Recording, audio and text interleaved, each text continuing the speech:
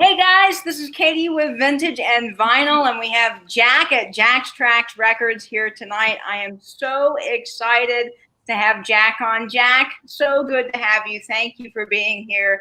I Thank you really for inviting me. to this. Yes.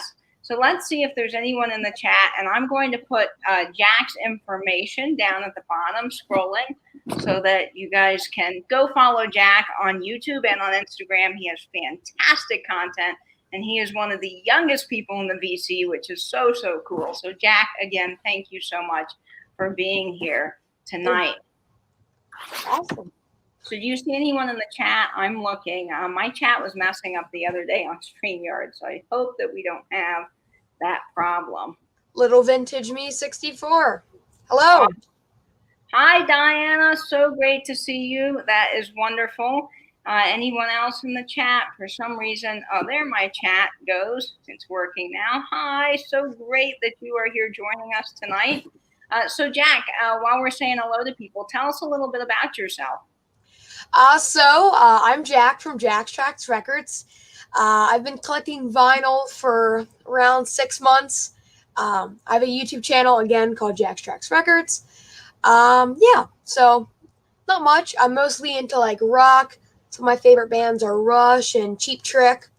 So, yeah, I'm very glad to be here. Awesome, Jack. That's fabulous. Yes, lots of people still coming in. I'm sure there's quite a bit happening on YouTube all the time. So all the time. It's hard to keep track of everybody's schedules, but I'm again grateful that Jack could spend the time tonight. So let's just go ahead and jump in. And if more people pop in the chat, we will say hello to them. And if you have any questions and you want to type them in regarding anything that you want to know about myself or Jack or records or vinyl in general, please make sure that you type them in.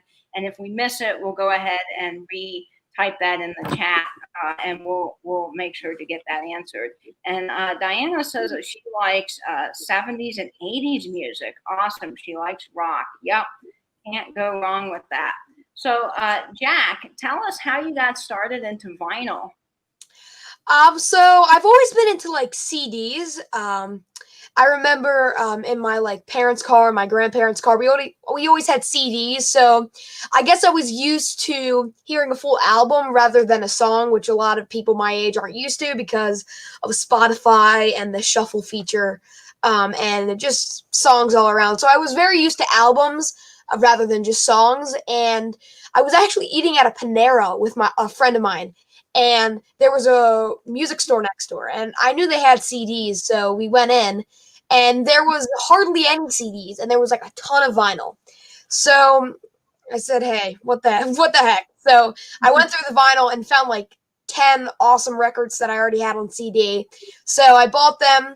I bought a less than average turntable, and I started listening to them all the time. And then it just spiraled into this. So yeah. That's amazing. You and I have a very similar story because we all start with that inexpensive turntable and that one vinyl that really gets us.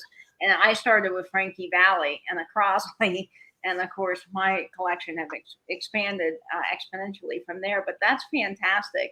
That's really neat that you wandered in there because yes, today we are so digitally focused. Everything is digital. Streaming is accessible and it's easy, and we miss out on just sitting down and listening to a vinyl, like taking the time to especially it's different today because older records have a story. It's like a story as you listen to the songs. I mean, it's called a concept album, but like Pink Floyd, Dark Side of the Moon, that tells a story when you listen to it, not just listening to Money and Time and then that's it.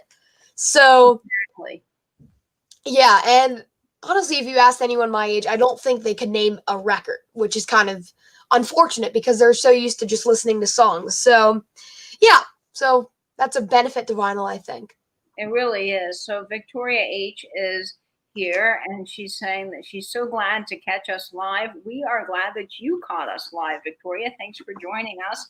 And let's see, Diana's asking how old you are. I am 12. Wow, you are amazing. You know so much. Jack is very knowledgeable, and I love his channel. I'm so glad I discovered him. When I first saw Jack, he was on a video talking about tracking force, and it just blew me away because most people, even older, don't know much about that. So I was just so impressed. So I think you've talked a little bit about this, but what genre of music do you like most and why? As you can see from this record right here, huge rock fan. Yeah, this compilation is great, by the way, but I won't go into that. Yeah, huge rock fan. 70s and 80s is my wheelhouse, I would say. Classic rock or hard rock. I don't go too much into like softer rock or heavy metal. I'm kind of like in between with like hard rock, blues rock, southern rock, and then classic rock. Yeah, you can't go wrong with rock and roll. I love early rock and roll. So Yeah. and 60s stuff is great, but my dad always played a lot of Boston in the car for us. I love that, and Queen, and so much great music out there. So let's say hello to a couple of more people. Laura is here, Laura Bemos from Bemos Mercantile, and Melody is here from Melody's Mini Miscellaneous. And I see Teophane has joined us. Teophane's great, always popping up in the chat, being very supportive. And let's see, Jeannie has a question here. Jack, I have been hearing super things about you. Katie's asking some cool question. My question is, have you ever written a song yourself? Yeah, we will. I think we'll go into that a bit later because I see one of the questions on here.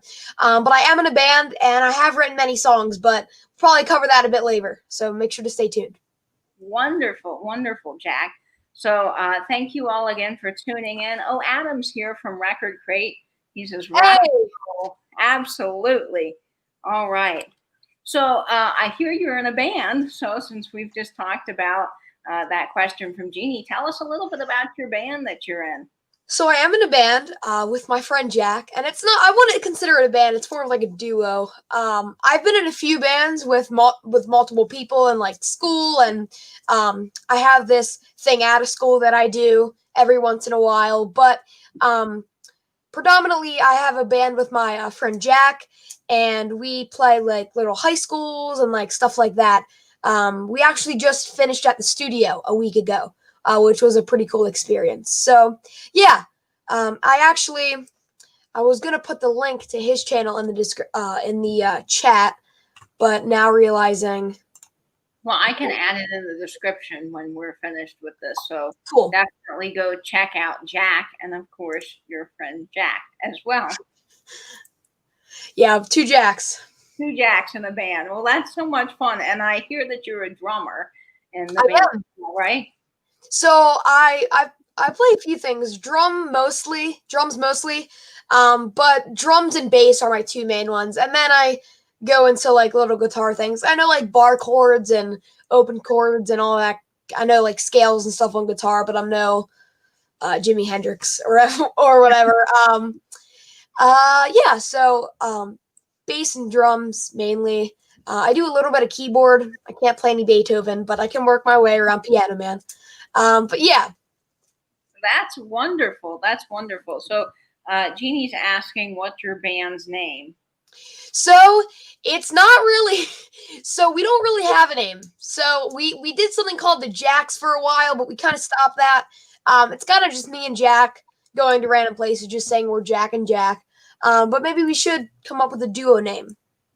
I like Jack and Jack. You know, there's a lot of 50s groups that have a name like the Jacks. That's all in the 50s, and I think that's really fun.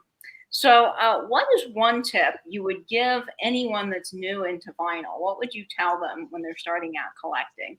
Well, I know I actually said this in a video that my good friend the Vinyl Guru made, but mainly to, I guess, shy away from people saying like, hey, you need this, you need this, you need this. I know I came into vinyl as a rock fan, and I had a ton of people saying, hey, you need this John Coltrane or this Miles Davis. And I haven't really gotten into jazz yet. I probably will at some point, but still, I would say get the artist that you really like and the artist that you really love. And that's not to say to not explore new artists. I mean, I do that all the time. If there's even a cool cover or it looks like one of the genres I like I know it's kind of a dead giveaway when you see like a psychedelic band's album cover.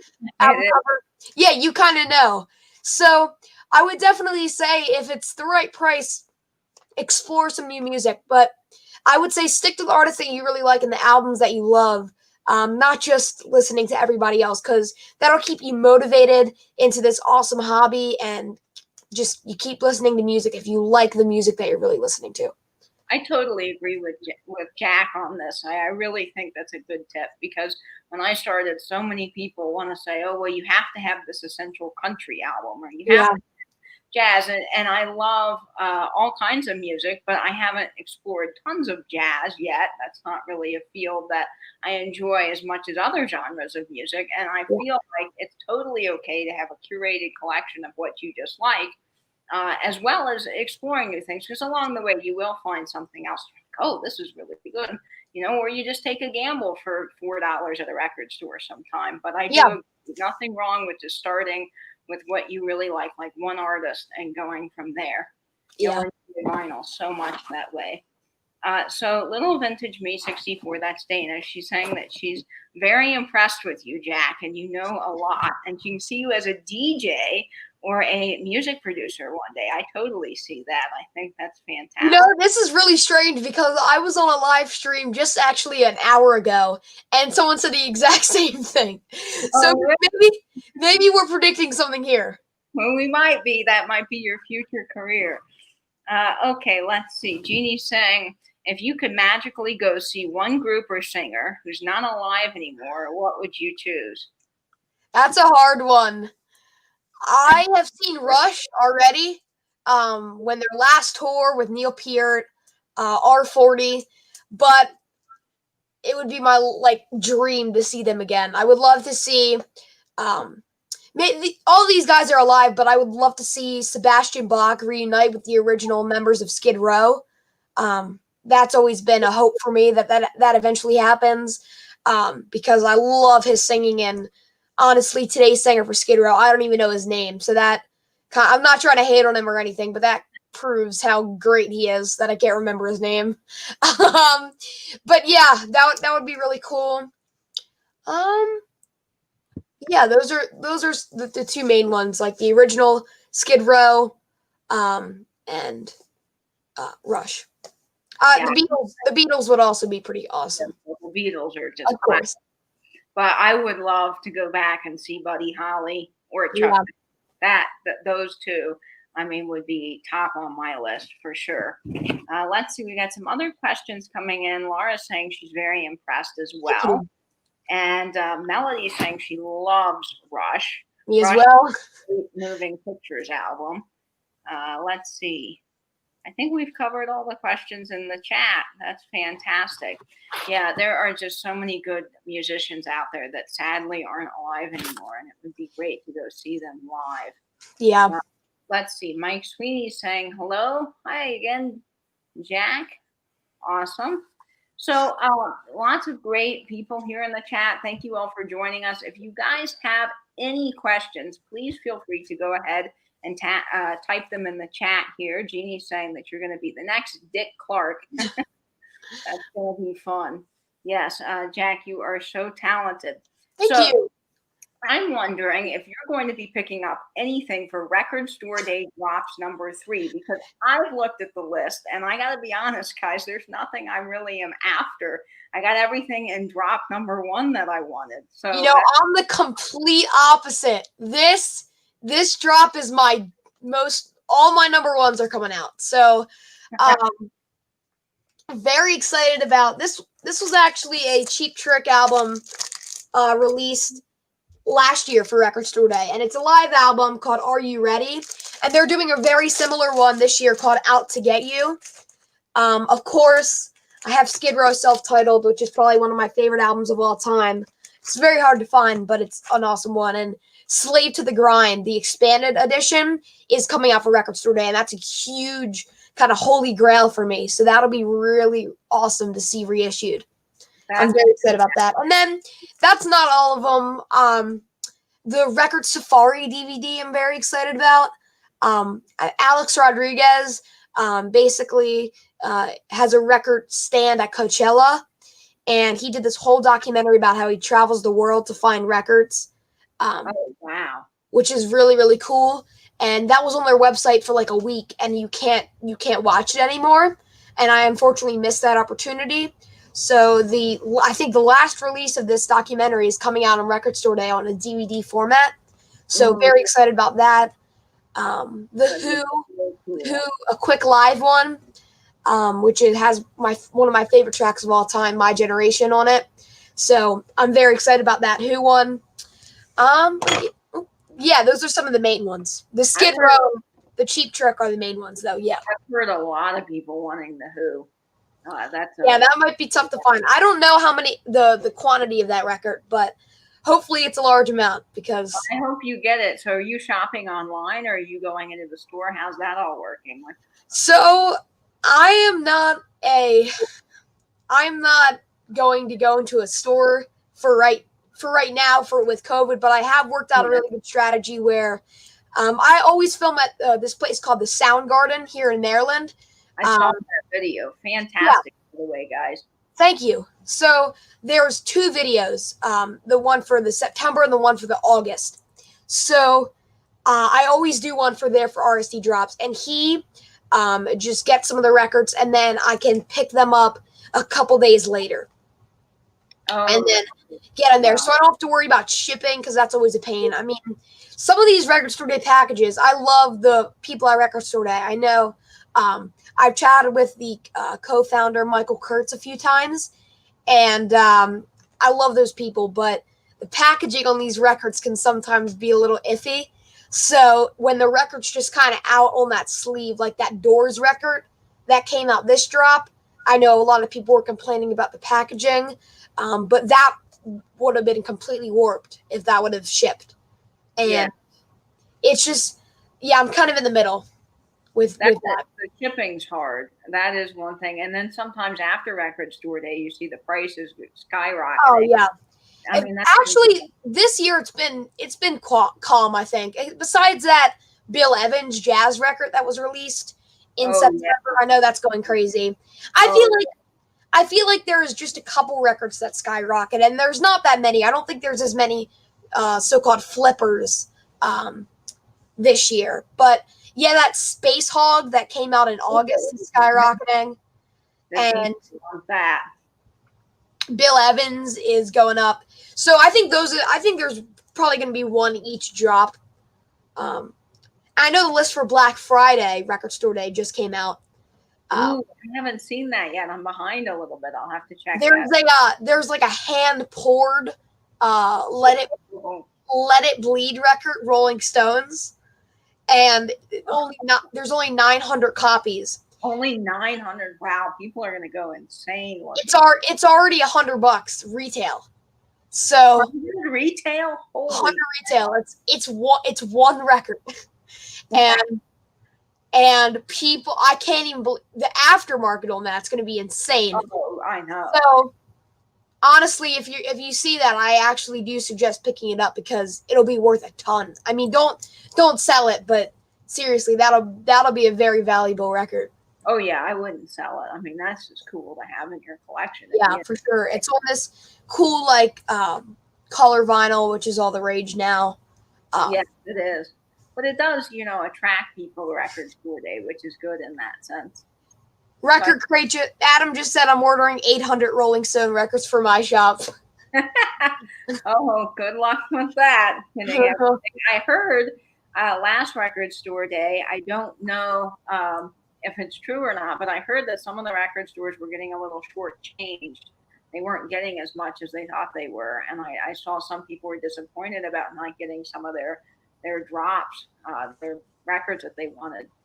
Yeah, there was a lot of shipping problems this drop. I know my guys at the Sound Garden were having a lot of trouble because they actually their main people that ship them didn't ship them at all. Like it wasn't late or anything. They just didn't ship them, and they only found out about that a couple days before Record Store Day, and there's such limited quantities of these records that it's not like you can just order them and have them. That's just they're all gone. So what was really cool was the labels and the artists actually sent them records. Oh, That that's wonderful. so that was always that's good. Uh, That were Thomas is saying hello. Thomas is always in the chat. He's great. He enjoys you, Jack. And I think some of the chat has gotten away from us a little bit. Melody was saying that, dang, at age 12, I was playing jacks and jump rope. I'm so impressed beyond my ears. Thank Jack, you. you are very impressive. Let's see. Jeannie's asking, do you sing? I would prefer not to sing now, but I do sing a little bit. Yeah. Let's see. Another question. Oh, bye, Jeannie. Thanks for joining us tonight. Thank you. Let's see. Record Crate saying records are limited, which makes it so cool. And RSD titles are very unique. Yes, get out early, folks. Yeah, that helps if you're first or second in line at record. That's why it's so good to know the guys at the Soundgarden, because I don't have to. That's a lot. That's a lot of stuff to be waiting in that line and all that. I mean, I see people line up at like 4 o'clock the afternoon before, and that's like I love records, but I don't love records that much. Well, I saw. I was watching Vinylize talk about going out to. Oh yeah, Jarrett. Yeah, Jarrett at the record store in California and lining up at like crazy times, like 6 the night before or something like that. I was chatting with him through like the just messaging, and he's not a Record Store Day fan. I'll tell you that right now. He's not that much of a Record Store Day fan. So it's a little fact for you guys watching. Jarrett New is not a Record Store Day fan. Well, it is a lot, getting out in line and all of that. And with COVID, it makes it harder. Our record store day has actually been record store day. Our record store has actually been issuing tickets, which I think is great. You can get a ticket for. I've heard of that. Yeah, that's. I think that's a cool process. It is, because you don't have to wait in line, and then when you get there, you just call and they bring what you want to your car, which is fantastic, and it's extra safe that way. We have 2 record stores, and the line gets crazy long. One of them is near the downtown area, and I've always thought, unless you go, yeah, I mean those. I wouldn't want to sit out all night in a downtown metropolitan area. Yeah, myself throughout the night waiting for a record. It's not worth it. And honestly, with now, I mean, I hate to say this and not support your record store, or actually, a lot of record stores are doing it online. Like, if you look at Discogs, all the sellers are record stores. Like, I ordered, if you watch my videos, I ordered a Primus record from Discogs, and it was from a record store. So it's good to support those local businesses without going out and still being very, very safe inside. And that's not to say don't go out. It's just to say it's safer this way, and it's, again, the only problem is with the shipping, and that's like always a Well, you talked about it on your channel a bunch, but shipping can get very expensive, and the post office is about to raise their prices. So that's it's like, as it kind of raise them enough. I have to send a package to Italy tomorrow for a thing, and it's like $80 to send a record to Italy. Well, you know what's crazy is if you buy something from Canada, it's only like $3 anywhere in the U.S. But then you ship to Canada, and it's insanely expensive. Yeah, it's weird. So Jen's wondering if you know any other people that are your age who are into vinyl and classic music. Yeah, I do a couple streams with a kid named Carson Tucker. Yes. So Carson's pretty awesome, and we do some streams together sometimes. But yeah, he's around the same age as me, like a year older. I know him, and yeah. So yeah, Carson Tucker. But then again, I haven't gone to that many places or met too many people. So in the vinyl community, I would say it would be me and Carson. Awesome. So one of the things that I love about Jack's videos is not only is he showing vinyl, but he does a lot on his personal stereo system and organization. And I just love how you organize your records. Thank you. of you have it sort of set up like a record store with the whole crate is just awesome. I love that. So if you're giving anybody some tips here, what would you tell them when it comes to organizing your records? What was your best tip? So as you mentioned, I try to get that record store feel, right? So when you walk into my basement, I want you to feel like you're in a record store. So these are very common without record stores, these dividers. And this is kind of my own touch with these band logos. So this is a Jethro Tull divider. And I just take these, they're just pieces of plastic. You can buy them on Amazon for fairly cheap. And then you just take like a logo or something off Google, screenshot it, and then you can print it on the Word document, and you get all these little kind of tabs. So I just use some double stick tape to tape it on, and I make sure that these are multiple layers because it can get very thin. So I just glue a lot of multiple layers on these things, and then I paste it to the divider. So yeah, those are my dividers. And then I know this is a very popular topic, how I sleeve records. Kind of have this like good outer sleeve, and then sometimes I will do this where I tuck the record in the back, like this. So I'll take this out.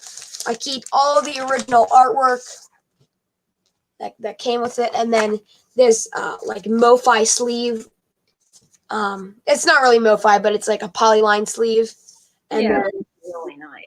yeah, that goes in that. So yeah, that's how I kind of organize them. I fit like sleeving and organization in the same thing, but I that do too. yeah, that's how I do it, and I won't.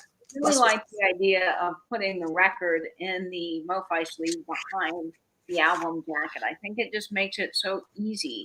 Well, a lot of people like to do this, and I'm sure you've seen this, where they tuck the thing so the opening's out on the top like this. The problem with that with my setup is I like to flip through my records, right? Yeah. So when you flip, your fingers get in this kind of the sleeve. So that's always very frustrating to do that, and it does get really annoying. But yeah. That's some great tips. Really important, guys, to keep your records stored well and protect them so they don't get damaged. Never stack records. Oh. I'm sure Jack can attest to that. Stack them and leave a little place so they don't get rainwear or anything. It's really important you protect those precious records. Yeah, and I don't like to go. I know a lot of people are very like, you must do this, this, and this, and I don't want to be like that. But the only thing I would suggest, don't stack them and just sleeve them, and then that's it. It's just when it gets into like touching your records with gloves and it gets all that stuff. I mean, records are records. They're meant to be played. They're not meant. They're not artifacts. So yeah, that's what I would say. Don't be a kind of a snob about it. Just take care of them and use some tips on the VC and stuff like that. But yeah. And I agree. It really is all about the music at the end of the day. Just enjoying the vinyl. Of course, you don't want, scratched records that create noise and, disrupt your listening experience, but definitely is important to not get too caught up in, the whole, I hate to say the word audiophile, but the whole audiophile high-end experience. Okay, Nate's here in the chat. Nate is from New Zealand, Jack, and he's amazing. So he always tunes into everything. And Laura's saying that you are such a cool kid. Thank you. And Carol is here. Hi, Carol. Awesome, guys. Feel free to drop your comments down in the chat. Now, I want to talk a little bit about the new record player you just got. I know you went through quite an experience getting that. Some of those vintage record players are great, but they always have issues most of the time. And I'm sorry you went through that with the techniques that you got. But what is your system upgrade? Like if you've got the record player now, what are you hoping to upgrade to in the future? So again, I hate to use this word, but audiophile. I'm not an insane audiophile. I don't like the sound of Crosley Cruisers, but Yeah. The Gemini is really great. My receiver sounds good to my ears. My speakers sound good to my ears. So if there was a thing that I could upgrade, it would be my cartridge. Right now I have a Groove Master on it, a Track Master, and that's mainly a DJ turntable. The cartridge is a DJ turntable, so you can scratch on it and you can do all that kind of weird stuff. And it's made to be durable. And you probably know DJs. It's You have to have a really great turntable in order to be a DJ with cartridges, needles, turntables, and just something really reliable and also very heavy because you're doing all kinds of stuff while you're up there. And even if you bang the table, an average turntable is not going to be able to withstand that. So that's what I would say. My cartridge, I'm a huge fan of the one I have on, but that would probably, if I had to upgrade, that would probably be it. But then again, I mean, okay, Yamaha receiver, maybe my preamp. My preamp's pretty cheap, but it sounds good to me. So I'm like you, Jack. I mean, I'm very happy with my sound. I would like, I have a built-in preamp and my turntable and my speakers are powered, but I would like to get maybe a vintage Marantz receiver one day. Of course, those are a little hard to find working, and they can be quite expensive. But I think the thing about receivers is it is hard to get one when they weren't making record players because then you need a phono preamp and that can get tricky. So, like I said, when I first started mine, I put it in the regular thing and I went on and the record was so quiet. And I was like, okay, why is this going on? And I called my drum teacher who knows a ton about turntables. And he was like, you're going to need a phono preamp because that's just going to boost the sound. And I was like, okay. So I ordered one off of Amazon. It came in a day, and then boom, like the sound just completely changed. So yeah, that would be my upgrade, either my preamp or my cartridge.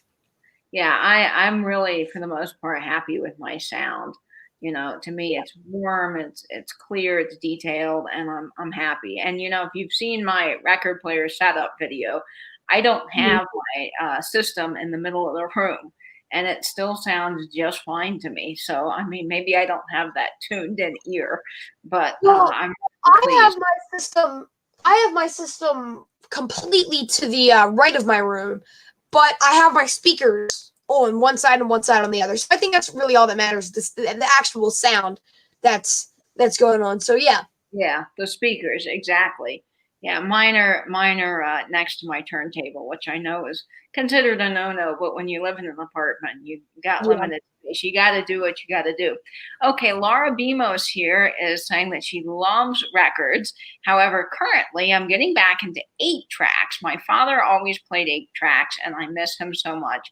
So, do you have an 8-track player, Jax, or is that something No. you get So I will tell you, and if Record Crate is still watching, he's gonna bash me in the comments. But I hate cassettes, and then I know 8 tracks is also a sibling to the cassette, but I hate cassettes, and I've had a lot of bad experiences with them. I mean, I don't have a great cassette player, but I just don't like them. Everything about it. I don't think they sound good. I don't think they play well at all. The tape gets screwed up. The in and out thing. Oh yeah, now Record Crate. Yeah. Not a cassette fan at all. Yeah, I have a couple of Jimmy Buffett cassettes that I got years ago, and one of them is Jimmy Buffett, his first live concert. And it's a really cool cassette to have because, of course, it's Jimmy Buffett and it's his live Yeah. concert. But boy, it sounds really awful. And you have to take a pencil and wind the tape back. Oh yeah, that's a pain in my neck. Yeah. I'll stick to vinyl. Yeah. But it's cool, Laura, that you've got your dad's are starting to think about 8 tracks again because of your dad. That is really, really special. Yeah. Vintage Me 64. Diana wants to know, what is your dream album to own one day? So, I mentioned this in one of my videos before the awful day we had yesterday where Eddie Van Halen passed away. But Van Halen's last studio album, A Different Kind of Truth, you can't find it on vinyl. And it's some of my favorite Van Halen songs. I love that album, and it's very underrated, I feel like. And there's a song called Big River on there, which no one talks about. So I love that song. There's so many great songs on there, but that would be a really cool one to own. Probably the most would be Skid Row's Subhuman Race. It had very, very limited vinyl pressings, and there's like 2 available in Discogs, and they're going for $200-$300. So Wow. yeah, that's a very record, and you can, again, cassette and CD. So I need to get a CD copy of that because I do enjoy CDs. But yeah. Yeah, I really want to find Please Mr. Postman by the Marvelettes. Oh yeah. Surprised that record. A lot of people I've talked to recently that do 50s music, they were saying, "Oh yeah, I have like 2 of those. That should be no problem." And then when you go on eBay or Discogs, the going rate for one record is $450, which is insane, and it's only in cheap Wow. condition. And I've never found. So I have a comp version of the Marvelettes, but I really like to find that. But I did just get the Chuck Berry album that I had been wanting forever and ever, and I finally got it. So I'll show that here in just a minute. But let's see, Vintage Vinny is here. Hi, Vinny, so much. Thank you for joining us. I appreciate you coming to the chat. Let's see. Diana saying that she didn't know Eddie recently died. Yes, yesterday it was big, big news. And for Sandy's Lilac, Sandy's saying that she has a jukebox and she wants to know if there's a way to get it to you, or maybe from the 90s, put on a 45. Is there a resource for that? Let me read this question again. I have a jukebox, and do you know if there's a way to get you, or maybe from the 90s, on to put on a 45? I'm kind of a little mixed up, Sandy, what you're wanting Yes. to know. Jack, you can help me with this if you got it. I mean, If you're asking about getting 45 for the jukebox, that should be pretty easy, depending on what they are. Some rare 45s go for thousands of dollars. But if you're looking 45s, I would say, are probably, they go for a lot of money when they're rare. Like, yeah, I know a lot of promo 45s can be very, very pricey. Yeah.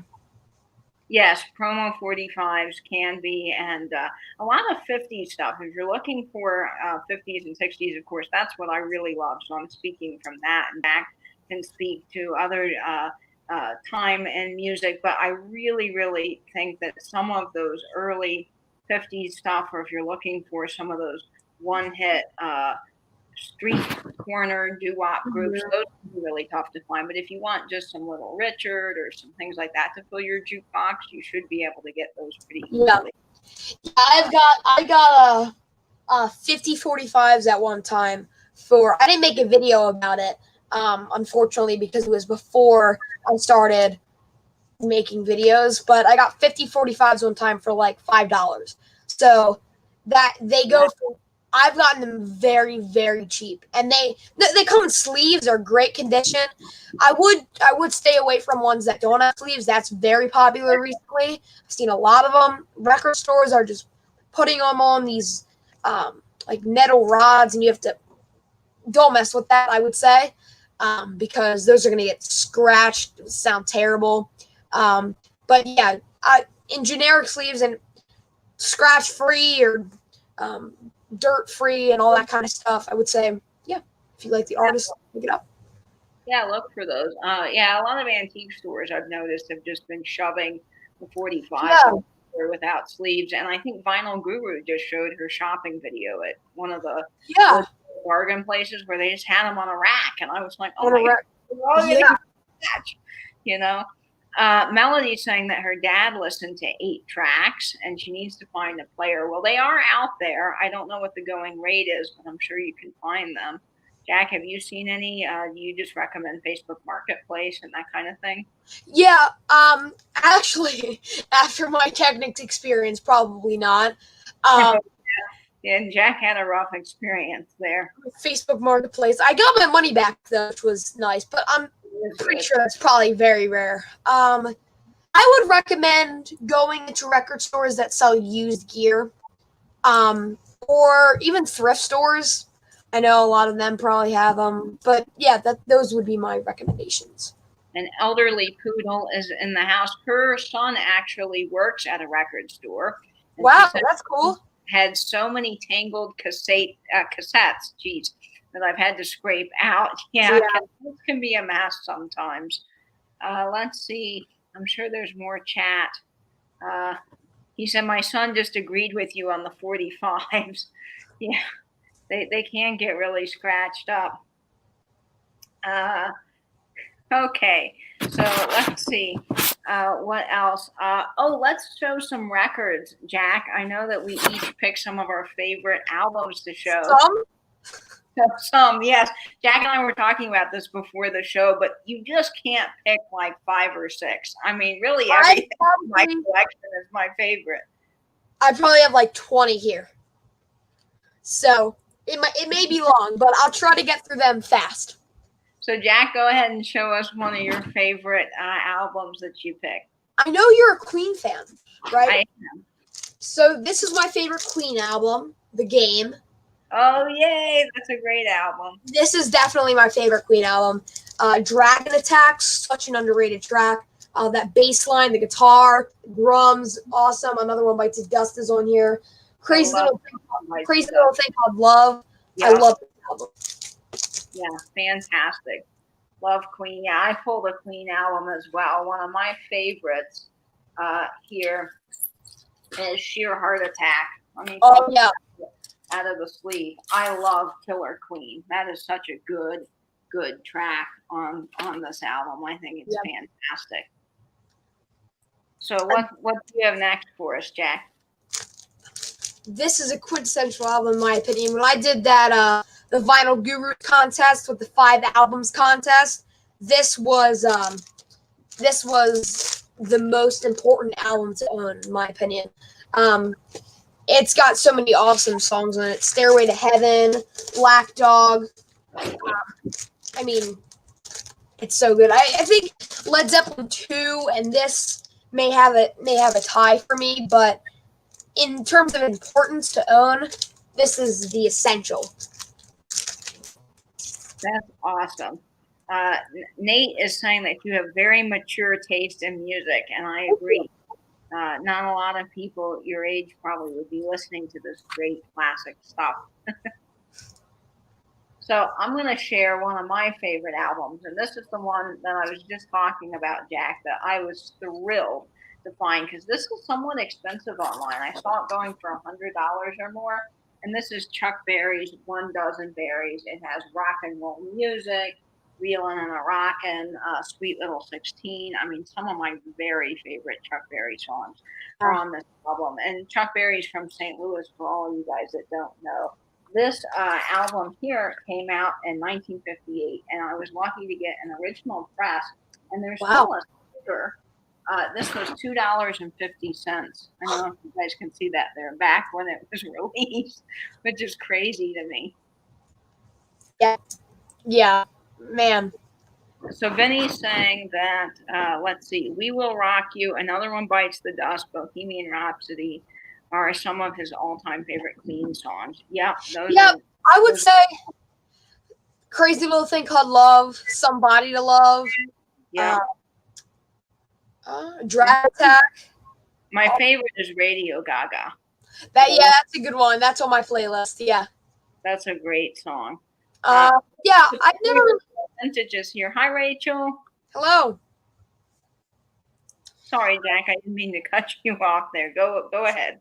So I think this is a very underrated album, and I'm kind of just rediscovering it because it's been in my collection for a very long time. It's Men at Work's Business as Usual, and this album is awesome, and I'm rediscovering it now. It's Who Can It Be Now, which is I love the saxophone in that, and Down Under, awesome, awesome song.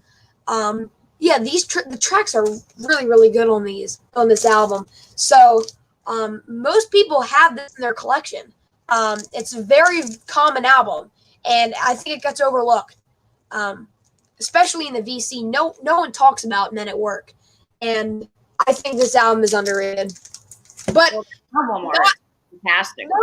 not underrated because everybody has it in their collection. It's just been, I feel like, forgotten almost. So Yeah, kind of glossed over in a sense. yeah. So Judy's saying that this kid is so cool. Yes, you Thank you. are correct. So let's see.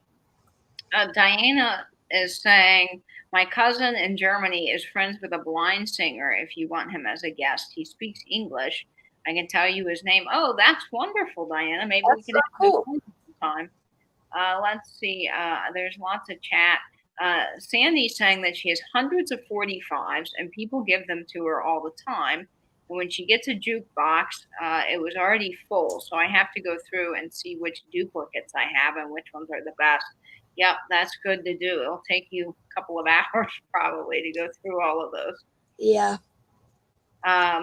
So Vintage&Vinyl saying his dream album is Elvis Presley's Xmas album from 1957. Well, Vinny, you might be in luck because I think I have 2 copies of that, and I might be able to send it over to you.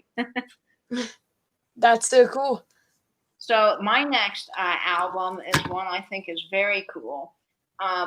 This is my favorite Jimmy Buffett album. This is Off to See the Lizard. This came out in 1989. Let me take it out of the plastic there. This has Off to See the Lizard on it. It has Boomerang Love, so many, Gravity Storm. Yeah. I think, Take Another Road is one of my very favorite Buffett songs. So this is a fantastic Buffett album if you're looking to get into Buffett. So what do you have next for us, Jack? Very common one, and I have 2 live albums in this case, but this is probably one of my favorite live albums. And it's Kiss live.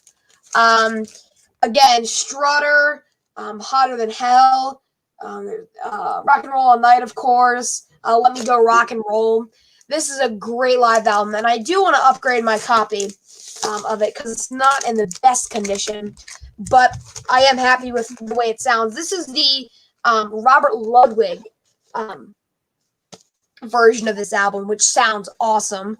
But yeah, on that cool label there. So yeah, this is my favorite. One of my favorite live albums. This is my second favorite live album, and I will get to my first favorite in a few seconds. But yeah. Oh, that's a great album. You can't go wrong with Kiss at all. Yeah, really great stuff. And a lot of their songs are in commercials now, which I think is neat to hear. Yeah. So Nate is saying Men at Work is from Australia, which you probably knew that, Jack. And he's surprised that you know about them because he didn't know they had hits in the U.S. Oh, yeah. And Superior Girl Vintage says she's coming in late, but she wants to know a little bit about you. So Jack, I know you already covered that at the beginning.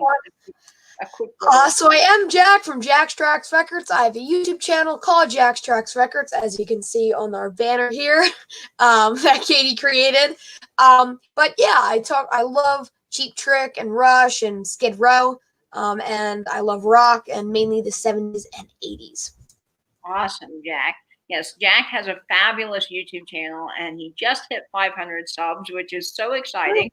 But guys, please go subscribe to Jack because he is fantastic. Sandy's saying her favorite is Patsy Cline, Marty Robbins. Have you seen those in LP format? Yes, lots of Patsy Cline I see all the time at various antique stores and record stores. It should be pretty easy to find. Yeah. So my next album, my favorite Billy Joel album is The Stranger, and this was released in No way, Katie. No way. I'm not even joking. The next one I was about to show was The Stranger. Oh, right in the crate. That was the next. I have so many albums in here. Yeah, that's awesome. We can do this one together. we think alike. But I love, of course, Vienna is one of my very favorite Billy Joel songs, and Only the Good Die Young is Oh on. yeah, The Stranger, Moving Out, Scenes from an Italian Restaurant. I mean, they're this my favorite. is fantastic. Awesome album. I love this one. Yeah, it really, really is fantastic. So The Stranger's just great. If I'm surprised if you don't know Billy Joel, but you really ought to start with The Stranger. It's a great album in my opinion.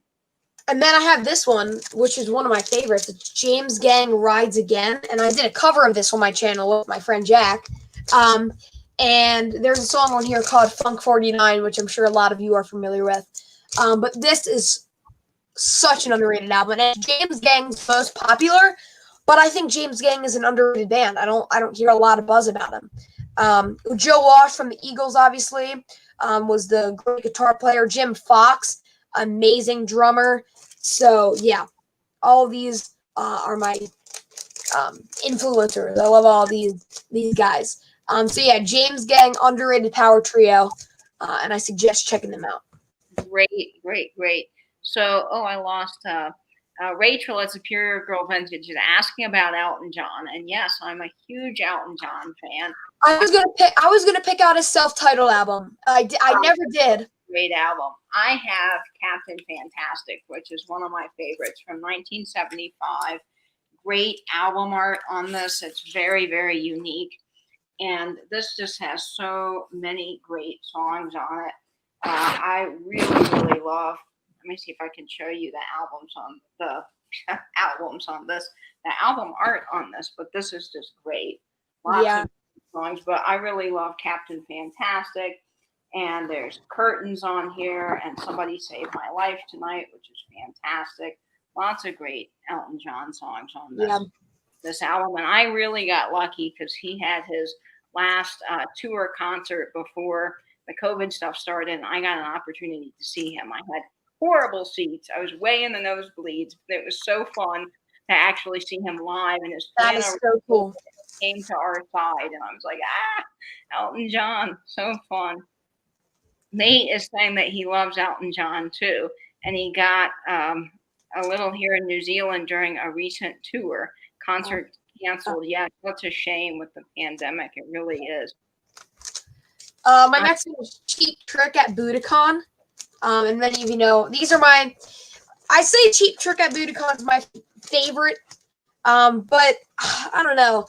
It's such a chore. Either taking Budokan or Dream Police. I mean, I love both these albums. Obviously, I Want You to Want Me, very popular on this album. Not so much the in color version, or the studio version, but like Hello There, Big Eyes, I Want You to Want Me, Surrender, Clock Strikes 10, Good Night Now, Ain't That a Shame, that awesome cover. And then on this awesome album, which I love the artwork on this, Dream Police, of course. Way of the World, I think, is a very underrated track if you haven't heard of it.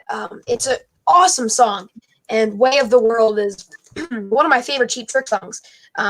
Need Your Love, of course. I think, Voices is on here. Gonna Raise Hell. All both great albums. Ain't That a Shame is covered by a lot of people. I think originally, if it's the same song I'm thinking of, is written by Fats Domino. Fats Domino, yep. A lot of people did that song. It's so classic. Vinny subbed to you, and so many other people are subscribing. So thank you guys so much. Subscribing to Jack. And I think I'm caught up here with the chat. One of my favorite albums, and I've showed this a bunch because I just love it. This is Buddy Holly Showcase. And this is an original mono press from 1959. And this is right after Buddy Holly passed away. So this is all of his unreleased, unheard music from his early tracks before he really got big. So there's a lot on here. His cover of Shake, Rattle, and Roll. I guess it's just a Fool, Honky Tonk, Blue Suede Shoes, Rip It Up. I mean, lots of really good covers of songs. And Buddy Holly's just so fantastic. He unfortunately died way too young in that plane crash. And he is definitely missed, but fantastic early rock if you love Buddy Holly, and if you're not familiar with his music, go check him out. He's fantastic. Yeah. My next one, and I picked these records out long before yesterday, probably 4 days before yesterday, and I went with Van Halen self-titled, and obviously Eddie Van Halen has passed, but this album is so awesome. I mean, I'm not even. You probably already know the track list, but this is the greatest hits. Like it's insane how many awesome songs are on here. You really got me. Jamie's Crying, Running with the Devil, Ain't Talking About Love, Eruption, Ice Cream Man, Atomic Punk. Like all of these songs are my favorites. So lots of great hits off of that album. Awesome record. It's a great tribute since he just passed away yesterday to share one of your favorites. Yeah. Vinny is asking if a Cheap Trick song was used as the intro for That 70s Show, and I love That 70s Show. I've never watched it. So yeah, you probably haven't. But I think someone else answered you, Vinny, in the comments. Elderly Poodle saying that it was awesome. Well, I've learned something new. We both have. And then I can't see Buddy Holly or James Dean or many other stars of yesteryear that died young as an older person. Yeah, it's hard to picture that because they were so young when they passed away. Yeah, so next one I have. Your turn. Oh, okay. So I love the Diamonds. They're a great doo-wop group from Canada.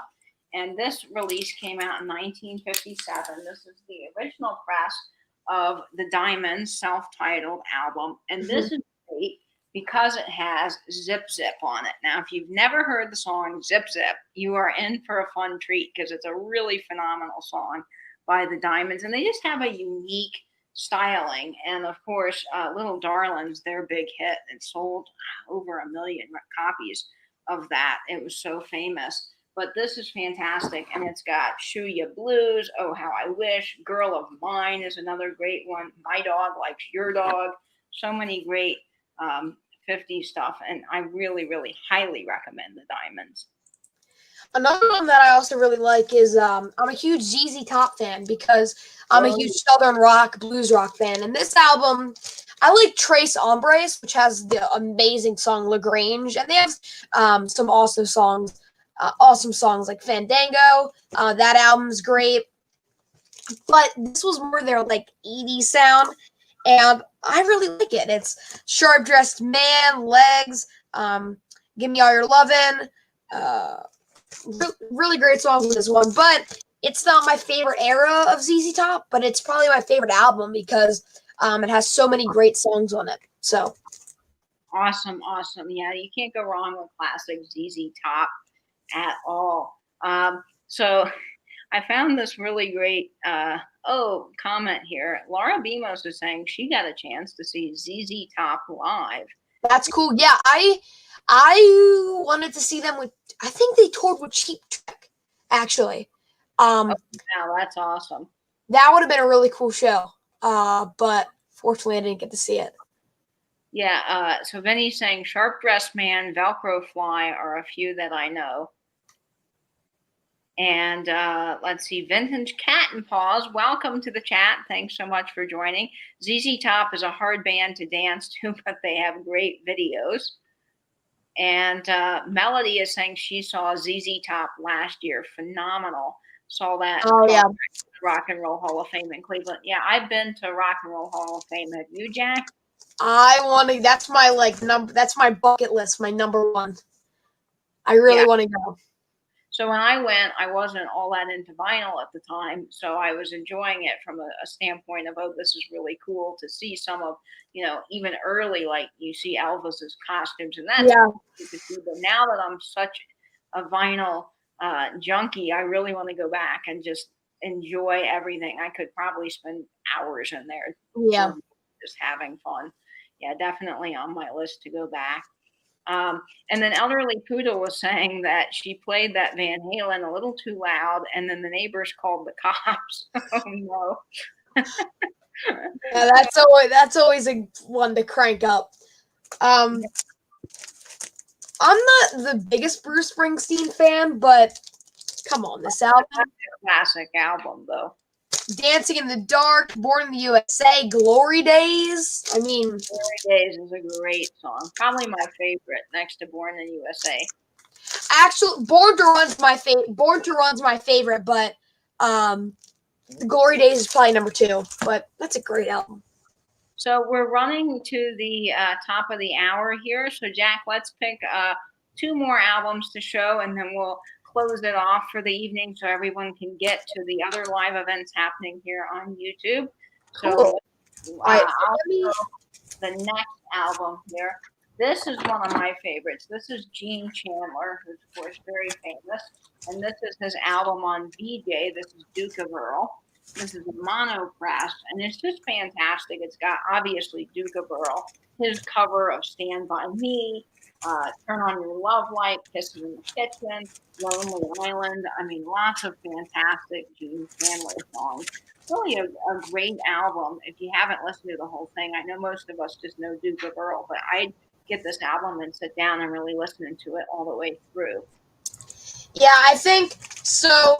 I'm going to kind of do like grouped ones here. I have 2 per group, and I'm just going to go very fast on them. But and no rush. So this is an underrated album. This is Edgar Winter Group's. They only come out at night, and it's got Frankenstein, which is a very popular instrumental track, and of course it's got Free Ride, which a lot of people know. So Free Ride's great. That's a really good one. And then of course this is my favorite Beatles album.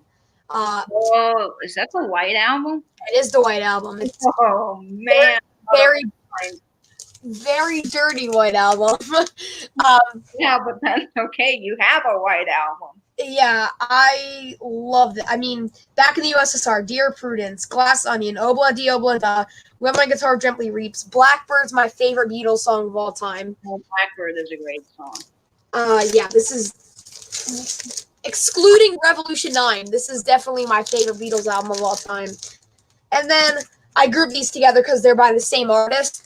But my 2 favorites, Rush albums, my favorite band of all time. What a great way to close this out with. We got Permanent Waves, Free Will, Spirit of Radio, Jacob's Ladder, Natural Science. Really, really great stuff. And then they go into the synthesizers, which I was very, very fond of with this album. Moving Pictures, my favorite album of all time. Tom Sawyer, Red Barchetto, YYZ, The Camera Eye, Limelight. I don't think you can top this album, and that's how I want to close this out, because this is, in my opinion, the greatest album of all time. So Rush is a great band. I love Moving Pictures. That's a fantastic album. Elderly Poodle has some trivia for us. She said, Eddie pulled the plug on the guitar player in my husband's band at the Golden Bear when they opened for them. Both bands laughed and all is good. Wow. That is cool. That's very, very cool. Actually, I was watching a vintage chat the other day, and Karina from Tarnished Treasures was saying that her cousin is actually marrying Frankie Valli, and I just thought that was insanely cool, because Frankie Valli is one of my favorites. So Diana was actually talking about the Beatles' White Album a few weeks ago in one of the live chats. She was trying to get it, and I don't know what the closing bid on eBay or the auction she was looking at went for, but if you're willing to disclose that information, how much did you pay for your Beatles White Album, and what's the going rate? Well, I know the number 1 Ringo copy of the White Album, the serial number with number 1 on it, went for $700,000 or $800,000. That is expensive. Yeah, that's insane. Yeah, definitely. If you find that, guys, pick up the Beatles White Album. Yeah. So my album is one of my very favorite doo-wop groups. Of course, this Come Go With Me album sold over 1 million copies. Now, this is a reissue because the original is insanely expensive. I saw it going for $800 on Discogs the other day. Again, only in G+. It's like, oh my goodness. But this is Come Go With Me, and of course, Come Go With Me has been the title track in a lot of romantic rom-com movies, and they've got Don't Be a Fool, Down in Bermuda, Girl, Whispering Bells. I mean, What Made Maggie Run? That's just a fun song. Yeah. And this is fantastic. So I really, really love this. And the neat thing about the Dell Vikings is that they are a group that met in the Air Force. So they sort of formed as like an Air Force band. And then here they are now making a million hit records. So this is fantastic. And this I had to get as an import. So I think this came from I want to say Holland. I had to order it from overseas because there's just Yeah. like no copies of it here. But it's really great if you haven't heard the Dell Vikings. I recommend it. Well, guys, we are at the top of the hour, and I don't want to run over because I know that other people are having events tonight. So, just a couple of people that are having some things going on. George at the Antique Nomad is fantastic. He's so knowledgeable on antiques and vintage, and he's having his premiere video at 8 p.m. this evening. So all of us, whether you're here from the vinyl community or the vintage community, really will enjoy George. He's fantastic. So watch him at the Antique Nomad, and then later on, I believe around 9:15, Thrift University, Thrift U, will be having their live sale tonight. So go check out everybody you can, and I'm sure the vinyl community is doing a lot of great stuff as well. So I really appreciate Jack you being on tonight. It was so Thank much. you. You're so knowledgeable. Everybody just loved you. Lots of cheers for Jack here in the chat. And Record Crate enjoyed it. He said it was fun.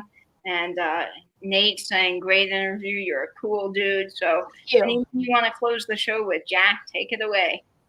Yeah, I hope we can do this again sometime and hop on this channel. Awesome channel. Make sure to, I know a lot of you guys are already huge fans of this channel, but Vintage and Vinyl, amazing channel. Katie, you've done such a good job. I love the Coke tray videos and those cool things because from the vinyl community, we don't get a lot of that really cool stuff that you talk about. So I love your channel and thanks so much for having me. And I hope we can do it again sometime. Absolutely, Jack. I love it. You are awesome. So, guys, please thank you, Vintage Cat and Paw. So, guys, please go subscribe to Jack at Jack's Trax Records, and I will be sure to add in the comments other Jack, who's part of the band. We'll make sure that we get that link. So, go subscribe to both of those channels, and make sure you catch some of these live events later on tonight in the vintage community, and then see what's happening within the vinyl community as well. So I hope you guys have a great night. We'll stay in, stay safe, and Ben's YouTube. Bye-bye now.